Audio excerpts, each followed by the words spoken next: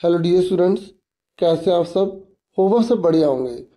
देखिए, इस वीडियो में मैं आपको ग्रामर के रिगार्डिंग वीडियो प्रोवाइड कर रहा हूँ ताकि आपका जो ग्रामर का पोर्शन है ना, वो आपको जो है इस वीडियो के थ्रू हेल्प कर सके।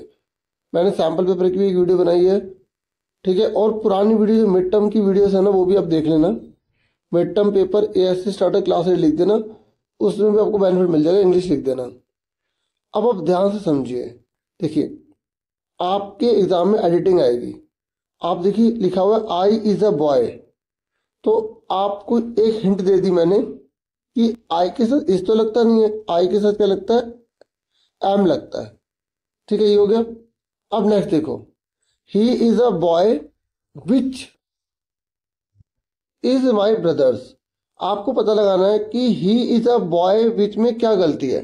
देखो, जो इंसान होते हैं ना, उसमें विच नहीं लगाते, उसमें हु लगाया जाता है। तो विच की जगह हु आएगा, ठीक है। और इज माई ब्रदर्स, अब यहाँ पर एक बॉय की बात हो रही है, तो यहाँ ब्रदर्स थोड़ी आएगा, क्या आएगा, ब्रदर आएगा। तो ये एडिटिंग होती है। ये तो मैंने आपको एग्जाम्पल के तौर पर बताया। अब आपको इसी के बेस पर मैं सारे के सारे फॉर्मूले बता रहा हूँ ताकि आपकी हेल्प हो जाए और आप एडिटिंग को कर पाओ। सैम्पल पेपर की वीडियो देख लेना, उससे आपको आइडिया हो जाएगा।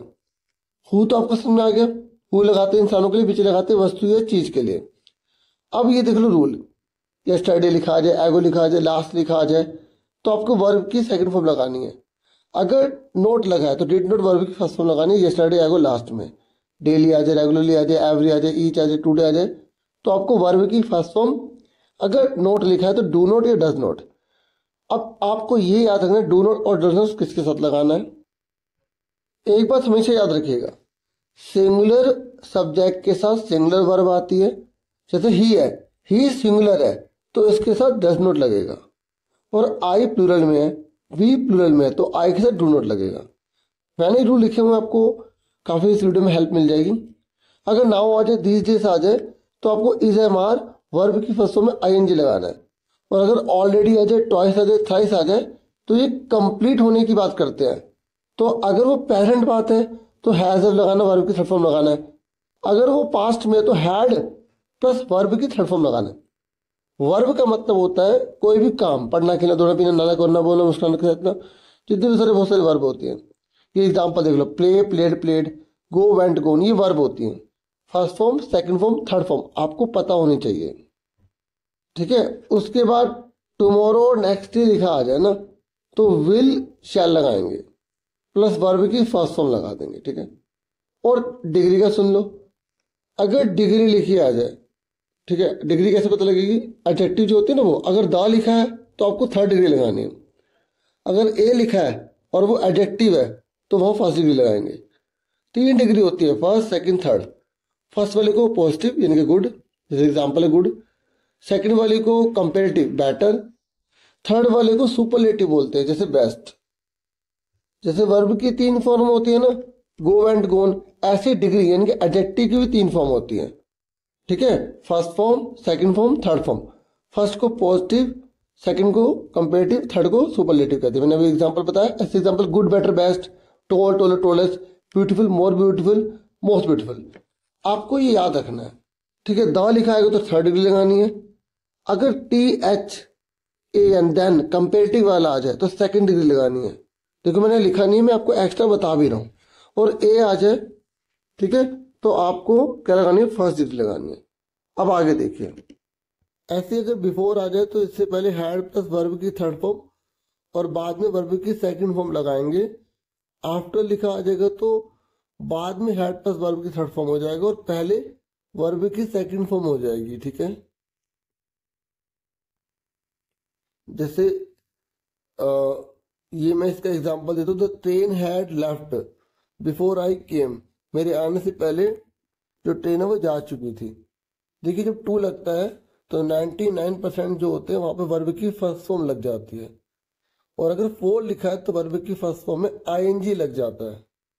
और देखिए, मेल है तो ही और हिज ध्यान रखना है, फीमेल है तो शी और हर ध्यान रखना है। मतलब इस तरीके से भी मिस्टेक आ जाती है।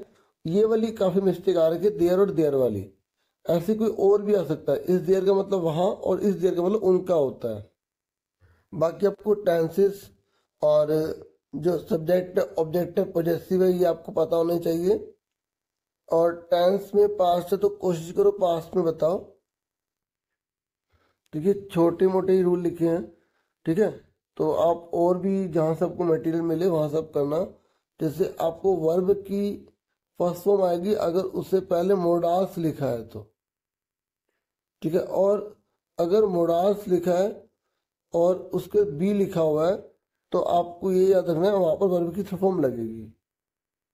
देखिए करेक्ट फॉर्म ऑफ वर्ब से रिलेटेड छोटी सी वीडियो थी, एक आधा और बता देता हूँ मैं। देखिए जैसे सिंस या फोर लिखा आ जाता है तो उससे पहले हमें प्रेजेंट कंटिन्यूस होता है ना, जैसे एक होता है प्रेजेंट परफेक्ट कंटिन्यूस, तो हमें उसको लगाना पड़ता है हैज बीन। वर्ब की फॉर्म में फर्स्ट फॉर्म में आईएनजी जोड़ देंगे। जैसे एग्जांपल में बोल देता हूँ I have been playing cricket